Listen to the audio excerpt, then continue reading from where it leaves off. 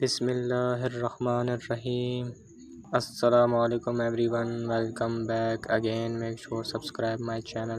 آج ہم بات کریں گے، ہم ایک کورس سٹارٹ کر رہے ہیں، فضائل اعمال، جلد اول۔ حضرت اقدس مولانا محمد زکریا صاحب ندوی رحمۃ اللہ علیہ، شیخ الحدیث، مدرسہ ظاہری علوم سہارنپوری، جس میں 8 نہایت اہم کتابوں کو جمع کیا گیا ہے۔ نمبر 1 پہ ہمارے پاس ہے حکایت صحابہ، نمبر 2 پہ ہمارے پاس ہے فضائل نماز، نمبر 3 پہ ہمارے پاس ہے فضائل تبلیغ، نمبر 4 پہ ہمارے پاس ہے فضائل ذکر، نمبر 5 پہ ہمارے پاس ہے فضائل قرآن مجید، نمبر 6 پہ ہمارے پاس ہے فضائل رمضان، نمبر 7 پہ ہمارے پاس ہے مسلمانوں کی موجودہ پستی کا واحد علاج، نمبر 8 پہ ہمارے پاس ہے فضائل درود شریف۔ تو فرینڈز، اس کورس میں ہم سب سے پہلے سٹارٹ کریں گے حکایت صحابہ رضی اللہ تعالیٰ عنہ کو۔ اس میں صحابہ کی سچی کہانیاں موجود ہیں، اور جس سے ہر مومن مسلمان کا ایمان بھی تازہ ہو جاتا ہے۔ تو چلیے، آج اس کا تھوڑا انٹروڈکشن تھا لے لیا، ابھی آگے اس کے بارے میں تھوڑا سا چلتے ہیں، جس سے ہمیں اس کے پڑھنے کا شوق و ذوق اس میں پیدا ہو۔ سو فرینڈز، ہم سب سے پہلے پڑھیں گے تمہید۔ بسم اللہ الرحمن الرحیم۔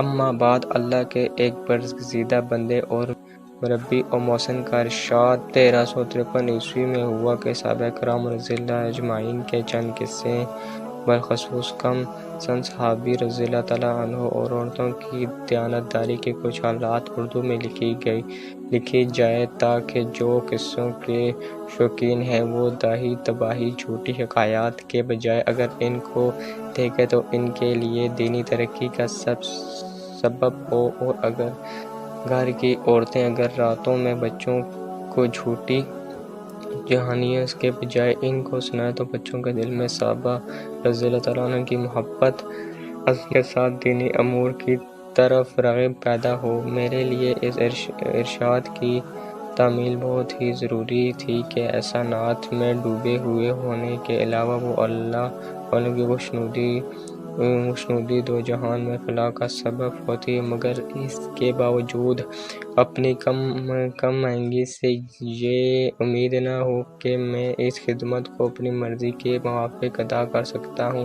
اس لیے 4 برس تک بار بار اس ارشاد کو سنتا رہا اور اپنی نااہلیت سے شرمندہ ہوتا رہا کہ صفر 1327 عیسوی میں ایک مرض کی وجہ سے چند روز کے لیے دماغی کام سے رخ دیا گیا، تو مجھے خیال ہوا کہ ان خالی ایام کو اس بابرکت مشغلے میں گزار دوں کہ یہ اور آپ پسند خاطر نہ ہوئے تب بھی میرے یہ خالی اوقات تو بہترین اور بابرکت مشغلے گزر ہی جائیں گے۔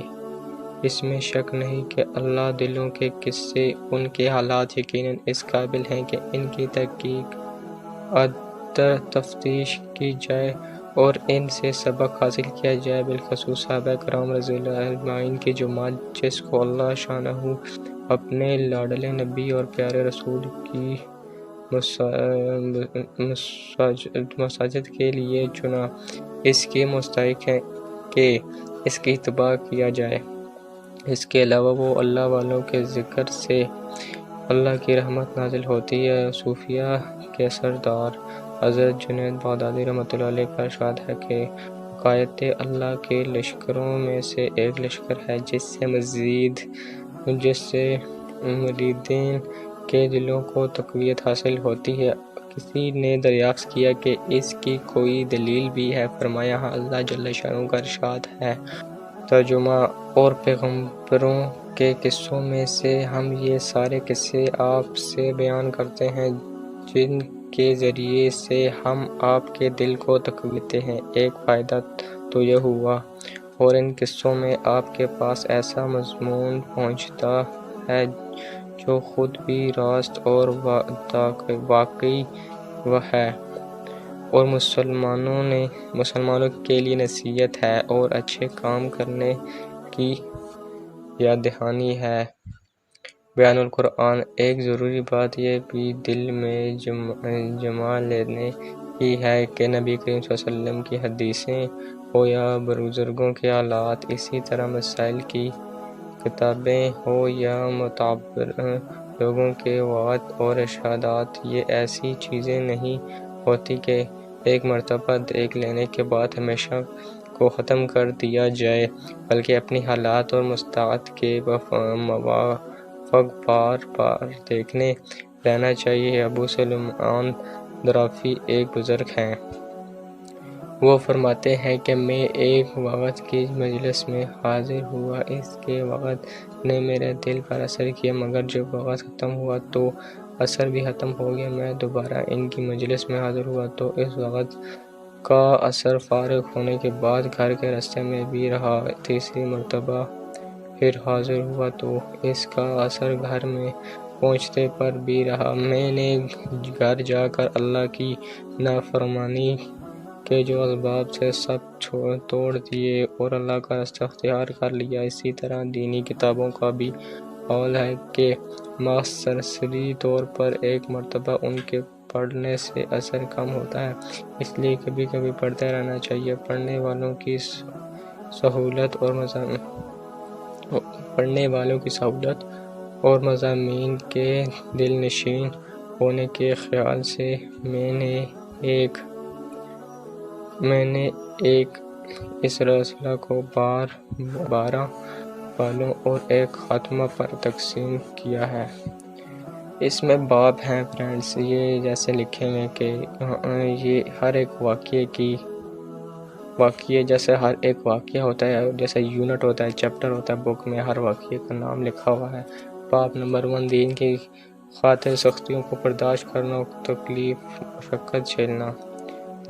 دوسرا باب اللہ جل شانہ کا خوف اور ڈر صحابہ کرام کی عادات تھی۔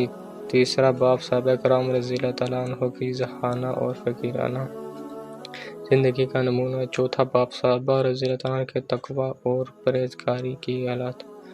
پانچواں باب نماز کا شوق اور اس کا اہتمام۔ چھٹا باب ہمدردی اور اپنے اوپر دوسروں کو ترجیح دینا اور اللہ کے راستے میں خرچ کرنا۔ ساتواں باب بہادری، دلیری اور اہمیت و شجاعت اور موت کا شوق۔ آٹھواں علمی مشاغل اور علمی انہاک کا نمونہ۔ نواں باب حضور اقدس صلی اللہ علیہ وسلم کے ارشادات کی تعمیل۔ 10واں باب عورتوں کا دینی جذبہ اور بہادر اور حضور صلی اللہ علیہ وسلم کی بیویوں اور اولاد کا بیان۔ 11واں باب بچوں کا دینی دلوں اور بچپن میں دین کا اہتمام۔ 13واں باب حضور اقدس صلی اللہ علیہ وسلم کے ساتھ محبت کا نمونہ۔ خاتمہ صحابہ کے حقوق اور ان کے مختصر فضائل۔ فرینڈس آپ کے سامنے تھی، ہم نے یہ اس کا انٹروڈکشن دے دیا، اب ہم اس کے آگے انشاءاللہ چیپٹر وائز چلیں گے اور پارٹ کے حساب سے چلیں گے۔ تو فرینڈس آج کے لیے اتنا ہی، ملیں گے نیکسٹ ویڈیو میں، تب تک کے لیے اللہ حافظ۔